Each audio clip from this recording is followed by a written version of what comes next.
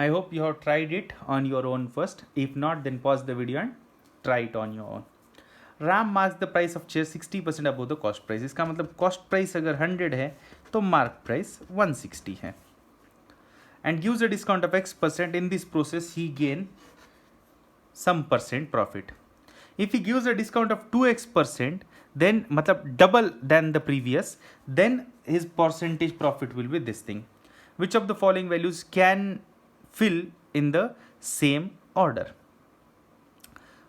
अब आप ध्यान से देखो तो अगर वो x% डिस्काउंट देगा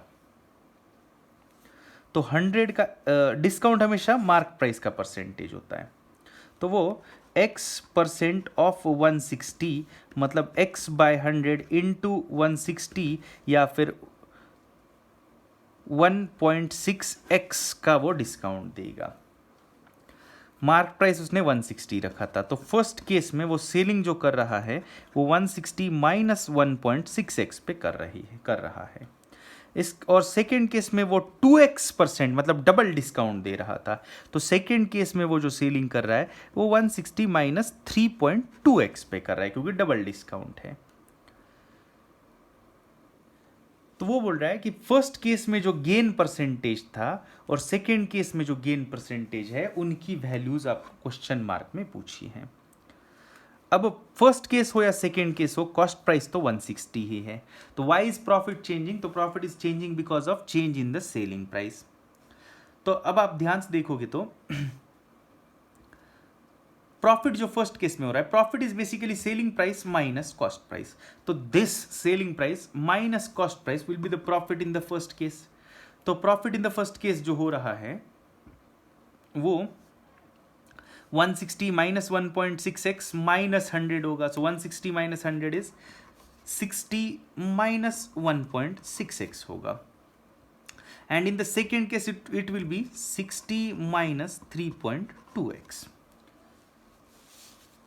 अब क्वेश्चन मुझे पूछ रहा है which of the following values can fill in the same order. वो बोल रहा है कि इसकी वैल्यू और इसकी वैल्यू ऑप्शन में से क्या हो सकती है. देखो मैंने कॉस्ट प्राइस 100 लिया है और ये प्रॉफिट की वैल्यूज है, लेकिन जो भी कॉस्ट प्राइस 100 लेने के बाद जितना भी प्रॉफिट होता है वही एक्चुअली प्रॉफिट परसेंटेज होता है, क्योंकि 100 के ऊपर अगर 3 रुपीज का प्रॉफिट होगा तो वो 3% ही होगा. तो फर्स्ट केस में ये जो प्रॉफिट हो रहा है that is basically the profit percentage of the first case and this is profit percentage of the second case.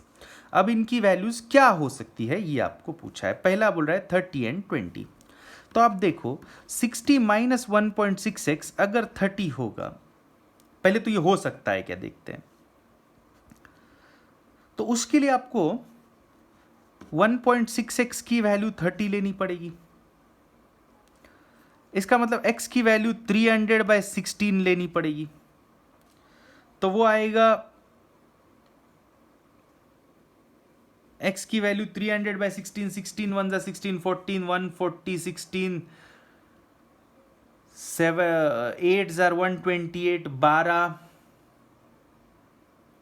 ये तो पॉइंट में जा रहा है, ये तो वैल्यूज पॉइंट में आ रही है. तो फिर भी एक बार चेक करते हैं 12 120, बट ये इसका कम चांस दिख रहा है. फिर भी लेट्स सी, ऑप्शंस में ए बहुत जगह है. सो 60 माइनस 1.6x अगर 30 आता है तो 1.6x की वैल्यू 30 होगी. दैट मीन्स x की वैल्यू 300/16, 300/16 4 से कैंसिल करते हैं तो 75/4 आ रहा है. रहने देते हैं ऐसे ही, 75/4 आ रहा है x की वैल्यू. तो दूसरे केस का प्रॉफिट परसेंट में पहले केस में 30 होता है तो दूसरे में 20 होना चाहिए.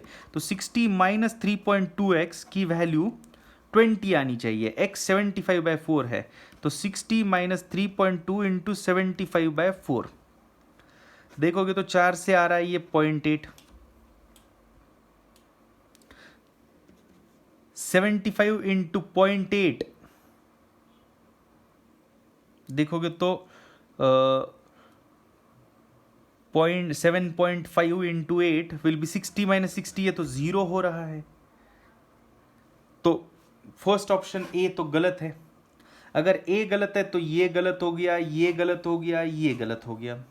इसका मतलब इन्हीं दोनों में से कोई तो एक करेक्ट है, या तो and as these three options are rejected, तो बी ओनली और डी ओनली यही दो ऑप्शंस हो सकते हैं।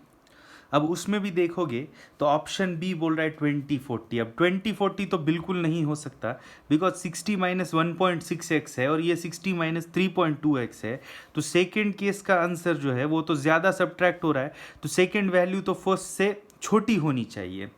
तो ऑप्शन बी में तो 2040 बोल रहा है, तो ये भी गलत हो गया, तो B only is also wrong. तो answer is option D only, और वो करेक्ट भी है। आप पुटअप करके भी चेक कर सकते हो। 60 माइनस 1.6x, अगर ये ऑप्शन डी के हिसाब से 40 है, तो आप समझ सकते हैं कि 1.6x की वैल्यू आएगी 20। तो 60 माइनस 3.2x की वैल्यू होगी 60 माइनस 3.2x। अब 1.6x 20 था, तो 3.2x तो उसका डबल, मतलब 60 का माइनस 20 का डबल इज 40, आएगा 20। सो फर्स्ट केस अगर 40 ले रहे हैं तो सेकेंड केस 20 आ रहा है। तो these values are correct, so answer is option D.